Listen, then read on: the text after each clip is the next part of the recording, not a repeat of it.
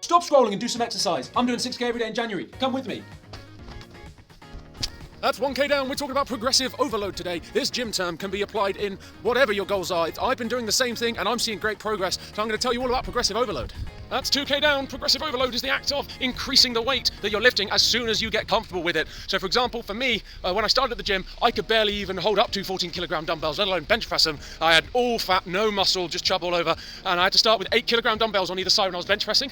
And after the 10th rep, it was really like this. I was getting stuck halfway up. You got to really almost put your whole body into it. And there's no way I could do more than that.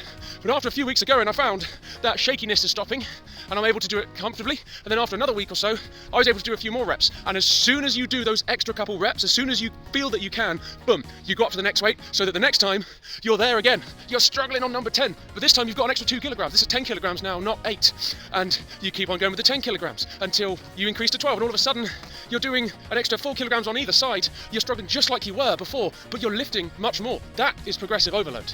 That's 3K down. The reason why I find it so motivating, I did it before I even knew it was a term, before I even went to the gym. I did it with my running to start with. I could only run about 100 meters before I couldn't carry on running. When I started my running journey, I did the Couch to 5K, and that was also progressive overload. Before I even knew it was a thing, you've got an app, and every week you do 3 runs. You start off with jogging for 60 seconds, walk for 90. The next week you jog for 90, walk for 60. Next week you jog for 3 minutes, walk for 1 minute, like that, constantly increasing.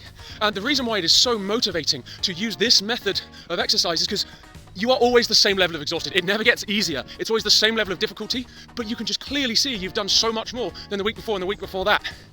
That's 4K down. That's why it is very important to notate and document your progress. Everything you do, if it's workout related, document how much you lifted or how much you run or what speed the machine was on. If it's not related to workout, just note down what you did and when, how long you did it for, and you can review it every now and then to improve. I'll show you what I do here. Bang. So that is my workout list. You can see everything in brackets are ones that I was at before, and then it gets put in a bracket when I move up to the next one, and the ones in stars are when I've been able to do 2 or 1 set of that.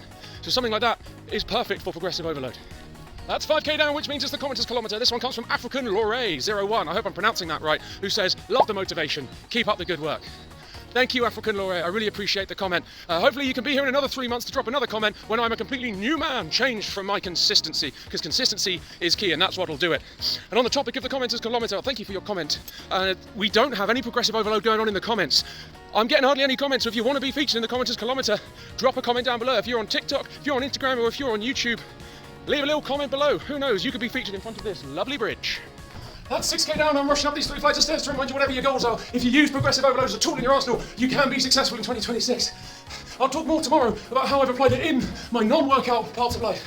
So tune in for that. And that's another 6K in the books. We haven't got much time left. Please do like, subscribe, follow along for the journey, and I'll see you for tomorrow. 6K. Whoa.